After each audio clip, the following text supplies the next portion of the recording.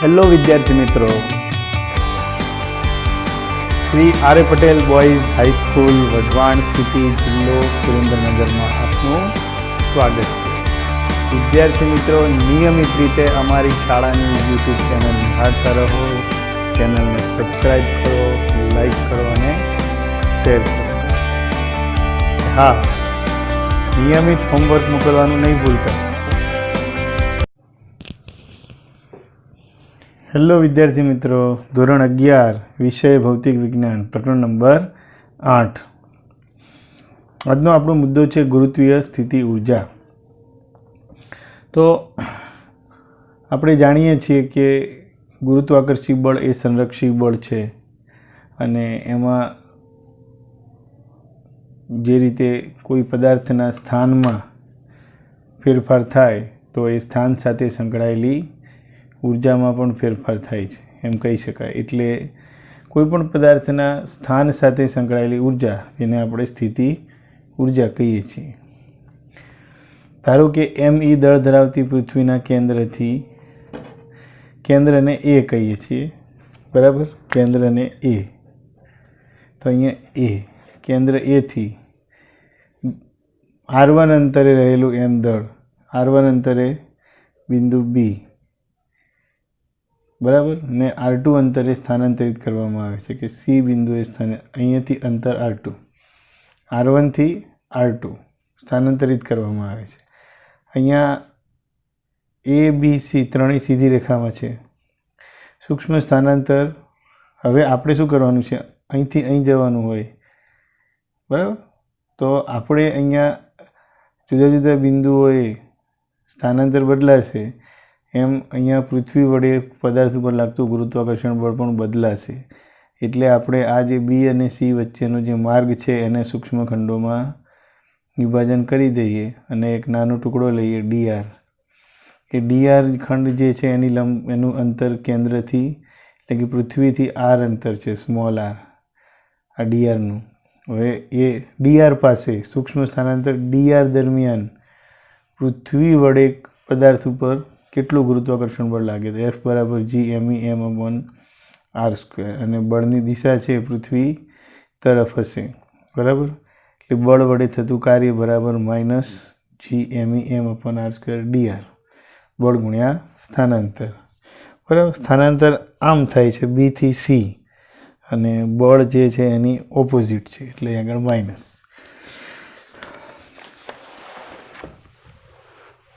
પછી બીજું કે સ્થિતિ ઉર્જામાં ફેરફાર એટલે કે ગુરુત્વાકર્ષી બળ વડે થતો કાર્યનું ઋણ મૂલ્ય। આપણે સ્થિતિ ઉર્જાની વ્યાખ્યા જે છે એને આપણી બુકમાં નથી આપી, પણ આપણે આ રીતે હું જે બોલું છું એ ધ્યાનથી સાંભળજો કે અનંત અંતરેથી M દળના પદાર્થને પૃથ્વીના ગુરુત્વ ક્ષેત્રમાં આપેલા બિંદુ સુધી લાવવા દરમિયાન ગુરુત્વ બળ વડે થતા કાર્યના ઋણ મૂલ્યને તે પદાર્થની સ્થિતિ ઉર્જા કહે છે। એટલે કાર્યનું ઋણ મૂલ્ય, એટલે પેલું માઇનસ માઇનસ પ્લસ થઈ ગયું, G_MEM/r²dr। હવે બે કણો જે છે, એટલે એક પૃથ્વી છે અને બીજું સ્મોલ m છે, વચ્ચેનું અંતર R1 થી R2 કરવામાં આવે તો કુલ કાર્ય એટલે કે સ્થિતિ ઉર્જાનો ફેરફાર UR2 - UR1 બરાબર સંકલન R1 થી R2 G_MEM/r²dr। G_MEM અચળ 1/r² નું થઈ જાય 1/r, અને લિમિટ R1 થી R2, પછી અપર લિમિટ ને માઇનસ લોઅર લિમિટ, તો પહેલાં -1/r2 અને -1/r1, એટલે G_MEM 1/r1 - 1/r2।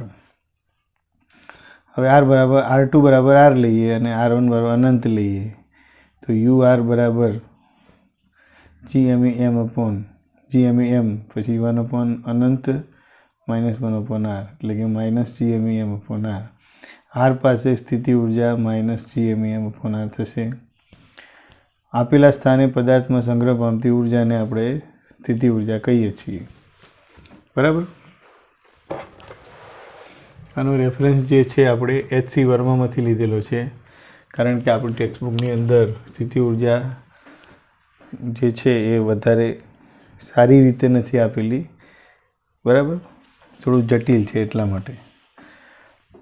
હવે ગુરુત્વાકર્ષી બળ સંરક્ષી બળ છે, કારણ કે આ બળ દ્વારા થતું કાર્ય માર્ગ ઉપર આધારિત નથી, માત્ર પ્રારંભિક અને અંતિમ સ્થાન ઉપર જ આધારિત છે. બરાબર. સૂત્રમાં લખ્યું આપણે સ્થિતિ ઉર્જા. હવે સ્થિતિમાનની વાત કરું. ગુરુત્વ સ્થિતિમાન એટલે તો હમણાં હું જે વ્યાખ્યા બોલ્યો ને કે એમ દળના પદાર્થને અનંત અંતરેથી ક્ષેત્રમાં આપેલા બિંદુ સુધી લાવવા દરમિયાન ગુરુત્વ બળે કરેલા કાર્યના ઋણ મૂલ્યને તે પદાર્થની સ્થિતિ ઉર્જા કહેવાય.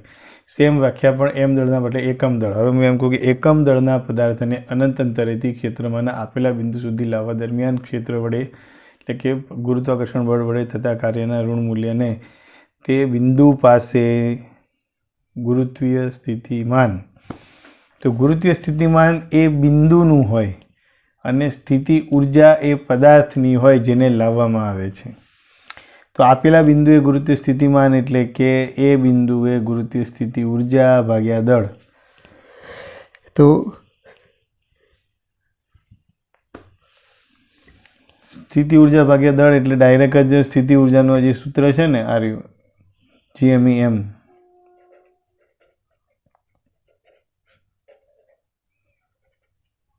ભાગ્યા દળ એમ ઉડી ગયા એટલે -GME/r.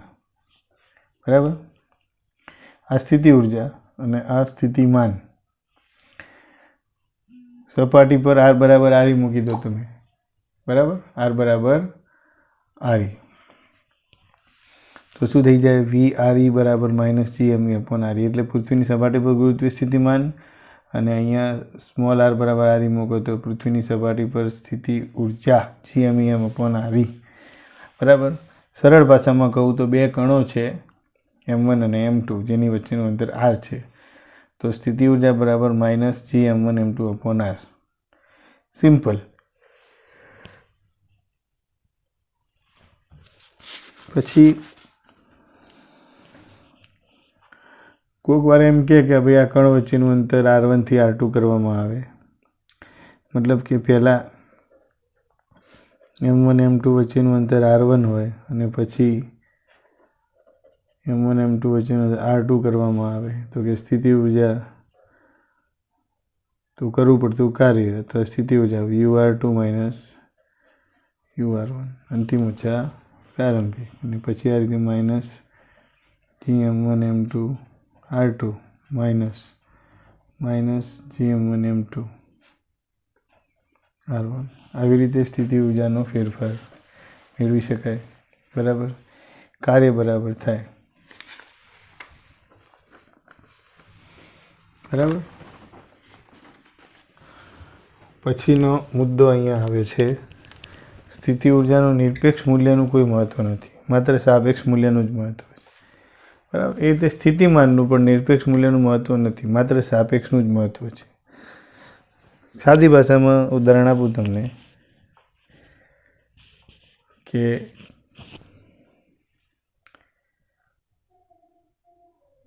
તમે જમીન ઉપર ઊભા હોય સીડી ઉપર અને એક સીડી ઉતરતા હોય તો તમને કઈ તકલીફ થાય? કોઈ પ્રોબ્લેમ ઉતરવામાં નથી થતી, કારણ કે એક સીડી જેટલી ઊંચાઈ છે ને એમાં ફેરફાર કેવો છે? બહુ જ ઓછો હોય. ઊંચાઈનો ફેરફાર ઓછો હોય એટલે તમને કોઈ તકલીફ થતી નથી. પણ એ જ રીતે કોઈ 5મા માળે ધાબા ઉપરથી જેમ સીડી ઉતરતા હોય એમ ટાંટીઓ બહાર કાઢે ધાબા ઉપરથી તો સીધો ક્યાં આવે? નીચે. તો એવી સ્થિતિમાં ઊંચાઈનો ફેરફાર કેટલો મોટો હશે? 5 માળ જેટલો. તો એની ઇફેક્ટિવ ઊંચી હશે ને. સ્થિતિ ઉર્જાનો ફેરફાર આટલો ઊંચો હોય તો એનું ગતિ ઉર્જામાં વધુ રૂપાંતર થાય. એટલી બધી ગતિ ઉર્જામાં રૂપાંતર થાય કે વ્યક્તિના હાડકાં તૂટી જાય જમીન ઉપર પડે તો. બરાબર. તો અહીંયા સ્થિતિ ઉર્જાનો તફાવતનું મહત્ત્વ શું છે એ ક્યારે ખબર પડે? ઊંચાઈના તફાવતનું મહત્ત્વ શું છે? 5મા માળેથી કૂદકો મારો અને એક સીડીથી બીજી સીડી કૂદકો મારો, એ બેમાં તમને ખબર પડી જાય કે ઊંચાઈના તફાવતથી શું થાય છે. એટલે સ્થિતિ ઉર્જાનો તફાવતનું તો મહત્ત્વ છે જ, બરાબર. નિરપેક્ષ મૂલ્યનું કોઈ મહત્ત્વ નથી. એટલે તમે જમીન ઉપર ઊભા હોય ને તમે ઊભા તમે ચાલવા લાગો તો ચાલતા ચાલતા તમારા ઊંચાઈમાં તો કોઈ ફેર પડ્યો નહીં. તમારી ઊંચાઈમાં કંઈ ફેર ના પડે એટલે ખરેખર સ્થિતિ ઉર્જાની દૃષ્ટિએ કોઈ ફેરફાર ના થયો. તમે કાર્ય તમે ચાલ્યા ગમે એટલું, ચાલવું એ ફિઝિક્સની દૃષ્ટિએ કાર્ય નથી. ઊંચાઈમાં ફેરફાર ના થયો એટલે કાર્ય થયું નથી ખરેખર, બરાબર. વિદ્યુતના સંદર્ભમાં તમે સમજી શકો છો. વિદ્યુતમાં આપણે જે પ્લગ હોય ને, લાઇટનો પ્લગ, એ લાઇટના પ્લગની અંદર આવા બે પોઈન્ટ હોય. આ અર્થિંગ હોય, આને અર્થિંગ કહેવાય. પછી આ લાઈવ હોય, એક લાઈવ હોય અને એક ન્યુટ્રલ હોય. Earthing, live, neutral. લાઈવ અને ન્યુટ્રલ. લાઈવમાં 220 હોય RMS વેલ્યુ વોલ્ટની, ના 0 હોય, બરાબર. હવે આ પ્લગ તમે લગાવો ને જેવું, એટલે પ્લગના બે છેડા વચ્ચે તફાવત 220 આવી જાય એટલે સપ્લાય ચાલુ થઈ જાય. હવે માની લો કે કોઈ વ્યક્તિ વાયરને અડી જાય ભૂલથી. તમે જોયું હશે કે તાર ઉપર ઘણીવાર ઉત્તરાયણમાં લાઇટના વાયર ઉપર પતંગ ફસાયો હોય અને પછી લોખંડનો સળિયો લઈ અને ભાઈ પતંગ ઉતારવા જાય તો જે સ્થિતિમાનના તફાવતનો જે અનુભવ થાય એ એવો અનુભવ થાય કે જીવનમાં બીજી વાર એ અનુભવ પ્રાપ્ત કરવા માટે એ બચે નહીં, બરાબર. એટલો ખરાબ અનુભવ થાય. તો એ લાઈવ વાયરના કેસમાં વાયર જે છે લાઈવ, ત્યાં 220 છે અને એ વ્યક્તિનું પગ જે છે ને એ જમીનના કોન્ટેક્ટમાં છે, એટલે જમીન એ 0 વોલ્ટ ગણાય. જમીન હંમેશા શૂન્ય સ્થિતિમાં ગણાય. એટલે સ્વાભાવિક રીતે ઓટોમેટિક જમીન અને એ લાઈવ વાયર વચ્ચે 220 વોલ્ટનો તફાવત સર્જાય. એટલે વિદ્યુત પ્રવાહ હંમેશા ઊંચા સ્થિતિમાનેથી નીચા સ્થિતિમાને જવાનું વલણ ધરાવે. એટલે ઓટોમેટિક એ શરીર મારફતે જમીનમાં વીજળી પસાર થાય એટલે આપણા શરીરનું લોહી જે છે બધું બળી જાય અને માણસ મૃત્યુ પામે, શોક લાગે, બરાબર. પછી મુદ્દો આવે છે નિષ્ક્રમણ ઝડપ, એસ્કેપ વેલોસિટી. જ્યારે કોઈ પથ્થરને ઉપર તરફ ફેંકવામાં આવે ત્યારે આપણો અનુભવ એવું કહે છે કે પથ્થર અમુક ઊંચાઈ કાપીને અટકી જાય પછી પાછો જમીન ઉપર આવે. તમે થોડી વધારે તાકાતથી ફેંકો તો એ વધુ ઊંચાઈ પ્રાપ્ત કરે પણ પાછો નીચો તો આવે જ. તો પ્રશ્ન એ છે કે કેટલી તાકાતથી, એટલે કે કેટલા વેગથી ફેંકવામાં આવે કે જેથી એ કાયમ માટે પૃથ્વીના ઉપર તરફ, પૃથ્વીના ગુરુત્વક્ષેત્રમાંથી, પૃથ્વીના બંધનમાંથી મુક્ત થઈ જાય અને અનંત યાત્રાએ ચાલ્યો જાય, પાછો જ ના આવે કદી. તો એના માટે આપણે વિચારીએ કે ધારો કે પૃથ્વીની સપાટી ઉપર m દળનો પદાર્થ છે જેને પ્રારંભિક u જેટલા વેગથી ફેંકવામાં આવે છે. તો પ્રારંભિક યાંત્રિક ઉર્જા E1 બરાબર 1/2 mu² - Gmem/RE, જ્યાં આ ગતિ ઉર્જા વત્તા સ્થિતિ ઉર્જા એટલે કે યાંત્રિક ઉર્જા. પછી પદાર્થ h ઊંચાઈએ પહોંચે ત્યારે વેગ v થઈ જાય, બરાબર. તો ત્યાં 1/2 mv² ગતિ ઉર્જા અને સ્થિતિ ઉર્જા -Gmem/RE વત્તા h. હવે યાંત્રિક ઉર્જા સંરક્ષણ નિયમ મુજબ E1 બરાબર E2 થાય તો બંને ઉર્જાઓને સરખાવી દીધી, બરાબર. હવે અહીંયા 1/2 mv² ફાઇનલ વેલોસિટી બરાબર ગતિ ઉર્જા બરાબર 1/2 mu² - Gmem/RE અને +Gmem/RE વત્તા h. h જેમ વધે તેમ ગતિ ઉર્જા ઘટે. સ્વાભાવિક છે કે ઊંચાઈ વધશે એમ આની ગતિ વેગમાં ઘટાડો થશે પણ વેગ જો 0 થઈ જાય ભૂલથી તો એ પાછો આવી જશે રિટર્ન. વેગ 0 ના થાય અને વેગ પોઝિટિવ જ રહે, બરાબર. વેગ પોઝિટિવ જ રહે મતલબ વધતો જ જાય. ઉપરની તરફનો વેગ જે છે એ 0 થઈને પાછો રિવર્સમાં વધે ને એટલે વેગ માઇનસ કહેવાય એમ. ઉપર જાય છે એટલે પ્લસ છે, નીચે હોય તો માઇનસ. હવે ઉપર જાય છે વેગ પ્લસ પ્લસ પ્લસ પ્લસ અટકી ગયો એટલે વેગ 0 અને ત્યાંથી પાછો નીચે આવે એટલે વેગ માઇનસ. આપણે વેગ પ્લસ જ રહે, કાં તો 0 કાં તો પ્લસ. એટલા માટે આ શરતનું પાલન થવું જોઈએ કે 1/2 mu² માઇનસ gmem/re એ 0 કે 1 કરતાં મોટું હોય તો 1/2 mv² કદી શૂન્ય ના હોય. શૂન્યથી વધારે હોય પણ શૂન્ય ના હોય તો વસ્તુ કદી પાછી આવે નહીં, બરાબર. પછી અહીંયા તમે જોઈ શકો છો કે આ શરત પ્રમાણે 1/2 mu² > gmem/re. પછી mm ઉડી ગયા, u² > 2 gmem/re ને u > વર્ગમૂળમાં 2 gme/re. હવે મિનિમમ આ વેગની હું વાત કરું, મિનિમમ તો u મિનિમમ બરાબર વર્ગમૂળમાં 2 gme/re. એમાં એસ્કેપ વેલોસિટી કહેવાય. એની કિંમત મૂકી દો તમે 2, પછી g એટલે 6.67 - 11 me એટલે 6×1024 અને re એટલે 6400 કિલોમીટરની ત્રિજ્યા 6410 તો 11200 એપ્રોક્સિમેટલી મીટર પર સેકન્ડ 11.2 કિલોમીટર પર સેકન્ડ આવે. અને આ રીતે પણ વિચારી શકાય કે સ્મોલ g એટલે ગુરુત્વ પ્રવેગ બરાબર gme/re² થાય તો gme બરાબર gre² થાય. તો આ સૂત્રમાં gmeની જગ્યાએ gre² મૂકી દો તો એક re અને એક re² એટલે અહીંયા વર્ગમૂળ 2 gre થાય.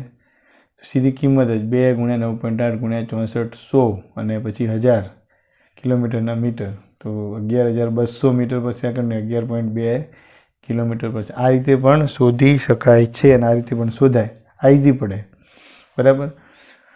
ધારો કે હવે આ ઉદાહરણ છે પ્રેક્ટિસ. ચંદ્રનું દળ 7.4 1022 કિલોગ્રામ છે. ચંદ્રની ત્રિજ્યા 1740 કિલોમીટર છે. તો ચંદ્રની સપાટી પરથી પદાર્થને કેટલા વેગથી ફેંકીએ કે પાછો ચંદ્ર ઉપર ના આવે. એટલે ચંદ્રની એસ્કેપ વેલોસિટી નિષ્ક્રમણ વેગ બરાબર વર્ગમૂળમાં 2 gm/r. એટલે અહીંયા કિંમત મૂકો આ બધી, બરાબર, ત્રિજ્યાની જીની તો 2.4 કિલોમીટર પર સેકન્ડ. તો પૃથ્વી કરતાં તો ઘણી ઓછી છે, બરાબર. જુદા જુદા પદાર્થો માટે આપણે આ જોઈએ, બરાબર. તો ચંદ્ર માટે 2.3 કિલોમીટર પર સેકન્ડ છે, બુધ માટે 4.28 કિલોમીટર પર સેકન્ડ, પૃથ્વી માટે 11.2 કિલોમીટર પર સેકન્ડ, ગુરુ માટે 60 કિલોમીટર પર સેકન્ડ, સૂર્ય માટે 618 કિલોમીટર પર સેકન્ડ અને તારા માટે 2.5 કિલોમીટર પર સેકન્ડ. એનો મતલબ કે કોઈ તારાની ન્યુટ્રોન તારો હોય એમાંથી છટકવું બહુ મુશ્કેલ, સૂર્યમાંથી પણ બહુ મુશ્કેલ છે, ગુરુમાંથી મુશ્કેલ છે, બરાબર. ચંદ્ર ઉપર વાતાવરણ નથી. એનું કારણ શું છે? આ બધામાં સૌથી વધુ એટમોસ્ફિયર ન હોય એવું પ્લેસ તો ચંદ્ર.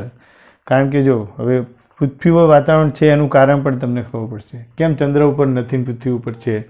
તો પૃથ્વી પર અણુઓની RMS ઝડપ, RMS ઝડપ જે છે ને એ સરેરાશ 2 થી 3ની વચ્ચે હોય છે અને 2 થી 3 કિલોમીટર પર સેકન્ડ. અને આપણી પૃથ્વી ઉપર એસ્કેપ વેલોસિટી 11.2 એટલે અણુઓની જે સરેરાશ ઝડપ છે એ 2 થી 3 કિલોમીટર પર સેકન્ડની વચ્ચે હોય. એટલે એ જો એ પૃથ્વી પરના અણુઓને પૃથ્વીના વાતાવરણને પૃથ્વીની બહાર છટકવું હોય તો પણ દરેક અણુને કેટલી સ્પીડ જોઈએ? 11.2 કિલોમીટર પર સેકન્ડ જોઈએ, જે એને કદી મળતી નથી. કારણ કે આ જે ઝડપ છે ને રૂટ મીન સ્ક્વેર વેલ્યુ વાતાવરણના અણુઓની એ વાતાવરણના તાપમાન અનુસાર છે. હવે તાપમાન તો વાતાવરણનું જે બી મેક્સિમમ અને મિનિમમની વચ્ચે જ હોવાનું.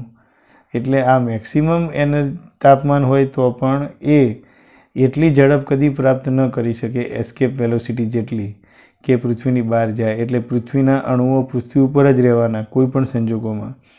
એની સામે ચંદ્ર ઉપર ઘણીવાર તાપમાન વધી જતું હોય છે અને તાપમાન એટલું વધી જતું હોય છે કે ચંદ્ર ઉપર જે RMS વેલ્યુ છે અણુઓની સરેરાશ ઝડપ એ એના નિષ્ક્રમણ ઝડપ કરતાં વધી જાય છે, એટલે એ ચંદ્ર ઉપરના અણુ પરમાણુઓ એ ચંદ્રના વાતાવરણની બહાર છટકી જવામાં સફળ થઈ જાય છે, એટલે ચંદ્ર ઉપર વાતાવરણ ટકી શકતું નથી. બરાબર. ઉપગ્રહો વિશે તમે જાણો છો. ઉપગ્રહો એટલે ઉપગ્રહો જે છે મુખ્યત્વે બે પ્રકારના હોય છે, કુદરતી અને કૃત્રિમ. ચંદ્ર જે છે એ પૃથ્વીનો કુદરતી ઉપગ્રહ છે, અને કૃત્રિમ ઉપગ્રહની વાત કરું તો આપણે ભારત જેવા અનેક દેશો છે જેમને પોતાની જરૂરિયાતો માટે, કેવી જરૂરિયાતો તો કે દૂરસંચાર, જીઓફિઝિક્સ, લશ્કરી, હવામાનશાસ્ત્ર, રિમોટ સેન્સિંગ, આવી બધી જરૂરિયાતો સંતોષવા માટે GPS માટે ઉપગ્રહો તરતા મૂક્યા છે. બરાબર. ઉપગ્રહો જે છે એ ધ્રુવીય અને જીઓસ્ટેશનરી બે જાતના હોય છે. ધ્રુવીય અને જીઓસ્ટેશનરી. ધ્રુવીય એ પૃથ્વીની નજીકમાં હોય, 1000 કિલોમીટરની નજીકમાં. જીઓસ્ટેશનરી એટલે પૃથ્વી ઉપરથી સ્થિર દેખાય એવો ઉપગ્રહ, એટલે 36,000 કિલોમીટર, જેનો આવર્તકાળ પૃથ્વીના આવર્તકાળ જેટલો હોય એવો જ ઉપગ્રહ અને જીઓસ્ટેશનરી ઉપગ્રહ કહેવાય. બરાબર. તો એવા ઉપગ્રહો પણ હોય છે, અને ઉપગ્રહોની કક્ષાઓ વર્તુળાકાર પણ હોઈ શકે અને દીર્ઘવૃત્તીય પણ હોઈ શકે. બરાબર. ઉપગ્રહ કોને કહેવાય તો કોઈ પણ ગ્રહની આસપાસ પરિભ્રમણ કરતો પદાર્થ ને ગ્રહનો ઉપગ્રહ કહેવાય. ઉપગ્રહની કક્ષીય ઝડપની આપણે વાત કરીએ હવે. તો પૃથ્વીના કેન્દ્રથી RE+H અંતરે વર્તુળાકાર કક્ષામાં M દળનો ઉપગ્રહ v ઝડપથી વર્તુળ ગતિ કરી રહ્યો છે. તો અહીં પૃથ્વી વડે ઉપગ્રહ ઉપર લાગતું ગુરુત્વાકર્ષણ બળ, પૃથ્વી વડે ઉપગ્રહ પર લાગતું ગુરુત્વાકર્ષણ બળ એ કેન્દ્રગામી બળ પૂરું પાડે છે. બરાબર. આમ લખું છું, કેન્દ્રગામી બળ પૂરું પાડે. તો કેન્દ્રગામી બળ Gmv²/r RE+H બરાબર ગુરુત્વાકર્ષણ બળ Gmem/RE+H². બરાબર. પછી અહીંયા એક આ તો ઉડી જવાના, mm ઉડી ગયા, તો v² બરાબર Gme/RE+H અને v બરાબર વર્ગમૂળમાં Gme/RE+H. બરાબર. ઉપગ્રહ પૃથ્વીની સપાટીની તદ્દન નજીક હોય તો h બરાબર 0 લઈ શકાય, એટલે કે v² બરાબર Gme/RE, જ્યાં h બરાબર 0, એટલે કે v બરાબર વર્ગમૂળમાં Gme/RE અથવા વર્ગમૂળમાં GRE². હવે આપણે આવર્તકાળનું સૂત્ર મેળવીએ તો કક્ષીય ઝડપ બરાબર અંતર ભાગ્યા સમય. તો અંતર 2πRE+H અને સમય t આવર્તકાળ, t બરાબર 2πRE+H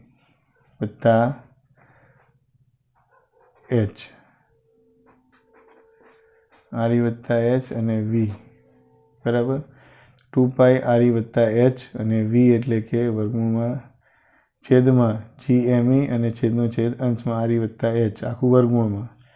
બરાબર. તો 2π અને RE+H ને RE+H ભેગા કરો તો 1 + 1/2 નીચે વર્ગમૂળમાં Gme. 2π RE+H 3/2 વર્ગમૂળમાં Gme. વર્ગ કરી નાખું બે બાજુ, t નો બદલે t² લખી દો, tના બદલે t², તો આનું થઈ જાય 4π² અને આનું સ્ક્વેર કરી નાખું 2 નીકળી જાય, RE+H નો ઘન અને Gme આ વર્ગમૂળ નીકળી જાય, અને અચળ કરી નાખો, t² બરાબર k RE+H નો ઘન. બરાબર. તો આવી ગયું કેપ્લરનો ત્રીજો નિયમ. h બરાબર 0 લઈ લઈએ. બરાબર. આ જો કેપ્લરનો ત્રીજો નિયમ શું છે, t² એટલે 4 ઘન. બરાબર. તો આ આપણી કક્ષાની ત્રિજ્યા છે RE+H. સપાટીની તદ્દન નજીક ઉપગ્રહ પરિભ્રમણ કરતો હોય તો h બરાબર 0 લખાય, t² એટલે 4 ઘન લખાય. બરાબર. અને આ સૂત્રમાં t² બરાબર 4π² r ઘન Gme. Gmeની જગ્યાએ શું મુકાય, GRE². Gmeની જગ્યાએ શું મુકાય, અહીંયા Gmeની જગ્યાએ GR² મુકાય એટલે તમે અહીંયા GR² મૂકો ને T² બરાબર 4π² GR². આ ઘન છે, R² ના ઘન એટલે શું થઈ જાય 4π². R/G પછી વર્ગમૂળ લઈ લો એટલે આવું થઈ જાય. પછી 2π √6400 કિલોમીટર એટલે 10⁻³ નીચે 9.8 સાદુરૂપ આપો એટલે 5078 સેકન્ડ 85 મિનિટ થાય. ઉપગ્રહ જો પૃથ્વીની સપાટીની તદ્દન નજીક રહીને પરિભ્રમણ કરતો હોય તો એનો આવર્તકાળ 85 મિનિટ થશે. બરાબર? Okay, thank you so much.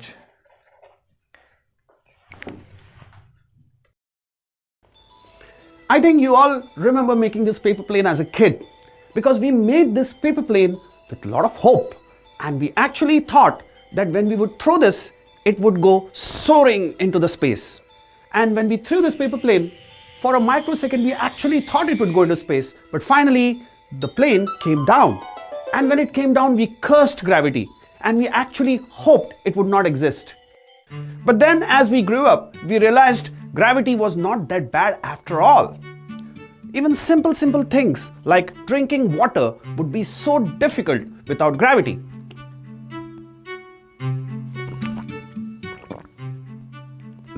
I know the intelligent minds must be thinking, of course you can drink water with a straw, but that would make it so difficult and there would be one thirsty human race.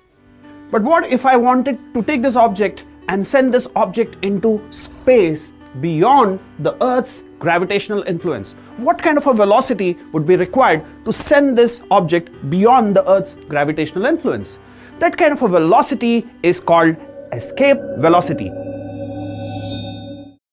So I have this magical bat here, and I'm going to set this magical bat to Dhoni's highest sixer ever, and that was in New Zealand, 120 meters high. Now here comes the ball, and I hit it, and it goes 120 meter high. But then finally it has to come down because of the Earth's gravitational influence. I think you all must have heard about Concorde plane, one of the fastest moving objects. It traveled with a speed of 2,200 kilometers per hour, which is around 600 meters per second, faster than sound. And now the ball comes, and I hit the ball with the speed of Concorde plane. And you can see the ball is going very fast, and it breaks the speed barrier, and there is the sonic boom. But still the influence of gravity acts, and finally again the ball comes down. Let's take this to the next level. I'm going to put on the setting of the kind of velocity which is required while launching of rockets. The ball comes, and I hit, and you can see the ball is going, and finally it goes and it begins to now orbit. Now when it is orbiting also, remember that even when an object is orbiting, it is still under the influence of Earth's gravitational force. Now why is this object moving around my hand? Of course, because of the force exerted by my hand on this object. Similarly, if you are seeing that object orbiting around the Earth, it is because of the gravitational influence of the Earth acting on that object. Now I want to send an object out of the influence of Earth's gravitational force. So let us see how that is possible. Now I'm going to set this particular bat with the speed of photon, which travels with the speed of light. Now the ball comes, and the ball is traveling with the speed of light, and you can see the ball continues to travel, crossing infinity. Now I don't want this to happen. What I wanted to happen was the ball should go and stop at infinity. So I'm going to take this bat to the infinity setting to send this ball to infinity. And here the ball comes, and I hit the ball, and you can see the ball is going, and it continues and continues, and finally the ball goes and stops at infinity. So that means it has escaped the Earth's gravitational influence. Now the velocity with which I hit the ball is called as the escape velocity.